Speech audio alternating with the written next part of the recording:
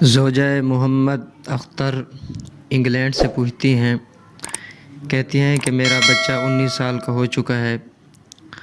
اور وہ بہت نافرمان ہو چکا ہے، اب میری بات نہیں مانتا،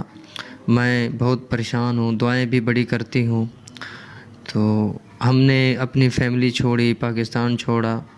اسی کی خاطر، لیکن اب یہ نافرمان ہو رہا ہے، بات تک نہیں مانتا، تو اس کے لیے کوئی وظیفہ بتا دیں، دعا بتا دیں۔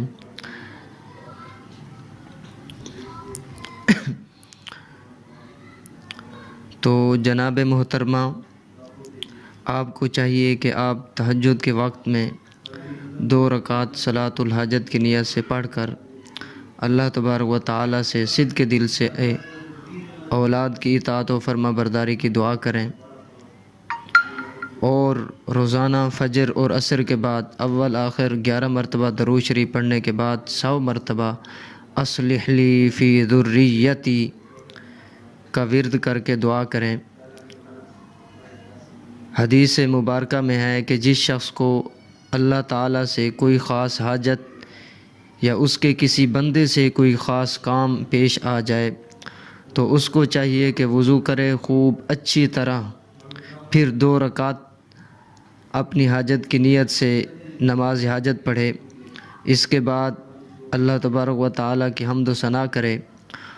اور حضرت محمد مصطفیٰ احمد مجتبیٰ صلی اللہ علیہ وسلم پر صلاۃ و سلام بھیجے۔ اس کے بعد یہ دعا کرے، لا الہ الا اللہ الحلیم الکریم، سبحان اللہ رب العرش العظیم، الحمد للہ رب العالمین، اسألک موجبات رحمتک وعزائم مغفرتک والعصمۃ من کل ذنب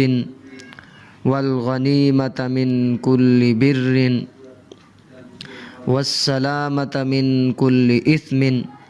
لا تدع لی ذنبا الا غفرتہ ولا ہما الا فرجتہ ولا حاجة هي لك رضا إلا قضيتها يا أرحم الراحمین۔ انشاءاللہ آپ کا بچہ فرما بردار ہوگا، آپ اس وظیفہ کو پڑھیں۔ واللہ تعالی اعلم بالصواب۔